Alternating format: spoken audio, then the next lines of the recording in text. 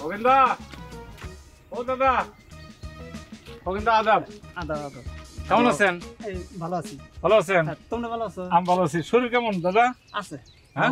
ভগবান ভালো রেখেছে। যাক, আপনাকে ভালো রাখবে, কারণ আপনি ভালো মানুষ। আপনার যে গান গুণের অবস্থা কি, গান টান হইতেছে? এই মোটামুটি আর কি। একটা সুর দেন তো শুনি। শোনা মনে আরেক সময়। আচ্ছা, এখন তো এই ডাব কেটে নিলাম, গাছ ফুটছিলাম। আরে এখন হ্যাঁ তো দরবারের কাছে তে শুরু কর দাদা। ক্ষমা করে দিন দাদা। কিসের ক্ষমা? দাদা আছেন না দাদা? আরে না না না, আমি তো এগুলা কিছুই বুঝতেছি না। দাদা, ঘটনা হচ্ছে যে আপনি তো দাদা, আমরা তো এইসব পোলাপানরা ছোট। অনেক সময় যে কি সব পোলাপানরা ঠুস করে আপনার যে ডাব গাছ আছে ডাব পারছে, আপনি অনেক সময় চিল্লাচিল্লি করছেন, এই কেডা, এটা চলে গেছে।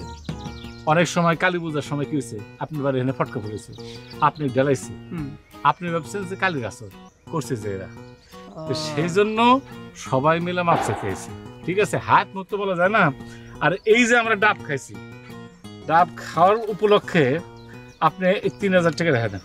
না না না, টাকা লাগবে না। আরে রাখেন তো, আর যেটা খাইছো ওটা আমি মাফ করে দিছি। এটা পোলাবান অনেক সময় খাই থাকে। কি দাদা মনে করে খেয়েছে না? হ্যাঁ, দাদা মনে করে এই দাদা মনে করে আপনি দিচ্ছেন, রেখে দেন। আর হচ্ছে গান কিন্তু আমি তাহলে এসে শুনে যাবো না। আচ্ছা ঠিক আছে। আর দাদা, হাত মুক্ত বলা যায় না, ক্ষমা করে দেন।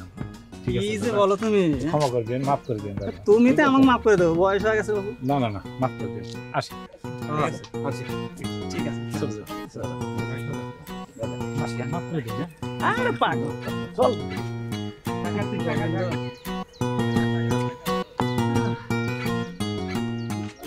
সরি নন্দিনী, আমারে মাফ করে দিও। আমি তোমার ভুল বুঝছিলাম। এখন আমি আসল সত্যটা জেনে গেছি। কি সত্য? ওই লোকের সাথে তোমার কোনো সম্পর্ক নাই। তুমি আসলে আমারই বিয়ে করবা। সব ভুল বোঝাবুঝি শেষ। ওই লোকের সাথে আমার রিলেশন থাকলে কি আর না থাকলে কি, ওই লোকের সাথে আমার রিলেশন যদি নাও থাকে তাও আমি আপনাকে বিয়ে করব না, আর যদি থাকে তাও আমি আপনাকে বিয়ে করব না। কি বলো? আরে কি বলবো, দেখেন আমি বারবার একই কথা বলে আপনাকে অপমান করতে চাই না। আপনি কেন শুধু শুধু আমার পিছনে পিছনে ঘুরছেন? বাংলাদেশে তো ছেলের চাইতে মেয়ের সংখ্যা অনেক বেশি, আপনি অনেক মেয়ে খুঁজে পাবেন, আপনি অন্য জায়গায় চেষ্টা করেন। নন্দিনী, তুমি বারবার আমার ইনসাল্ট করতেছো। আমি কোন দিক দিয়ে অযোগ্য কও? কেন তুমি আমারে বারবার ডিসকোয়ালিফাই করতেছো? ডিসকোয়ালিফাইয়ের কিছু নেই, আমি বিয়ে করব না, এটা আমার নিজের ডিসিশন। আপনি কেন বুঝতে পারছেন না? তাইলে আমার আত্মহত্যা করা ছাড়া কোনো উপায় নেই। আমার আত্মহত্যা করতে হইব। কি আশ্চর্য, আপনি আমার জন্য আত্মহত্যা করবেন কেন? কেন করবো না? আমার বাপ মাই জানে তোমার সাথে আমার বিয়া, তোমার বাপ মাই জানে তোমার সাথে আমার বিয়া, ওমানে সবাই জানে তোমার সাথে আমার বিয়া। আমি তোমার ছাড়া যদি ওমান যাই, আমার এই মুখ আমি দেখাতে পারবো না। আমার আত্মহত্যা করা ছাড়া কোনো উপায় নাই। মানে আমাকে বিয়ে না করতে পারলে আপনি আত্মহত্যা করবেন? অবশ্যই অবশ্যই আত্মহত্যা করতে হবে। এটা কোনো কথা হলো? এইটাই কথা, এইটাই কথা। কি আশ্চর্য, তাহলে চলেন আমি আপনাকে সাহায্য করি, চলেন আত্মহত্যা করেন, চলেন। কই যাও? আপনাকে আত্মহত্যা করাতে নিয়ে যাই। কেমনে? একটা ওড়না নিয়ে আসি, আপনি কাঁঠাল গাছে ওড়নাতে ঝুলে তারপর আত্মহত্যা করতে পারবেন, চলেন। কি কও? কি বলবো, আপনি না আত্মহত্যা করতে চাইলেন, কি এখন করবেন না? Decision change?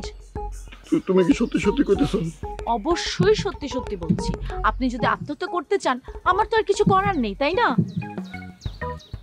চলেন। কই যাবো? আত্মহত্যা করতে, চলেন আপনাকে নিয়ে যাই। এখন যাবেন না তাই তো? এবার সরেন।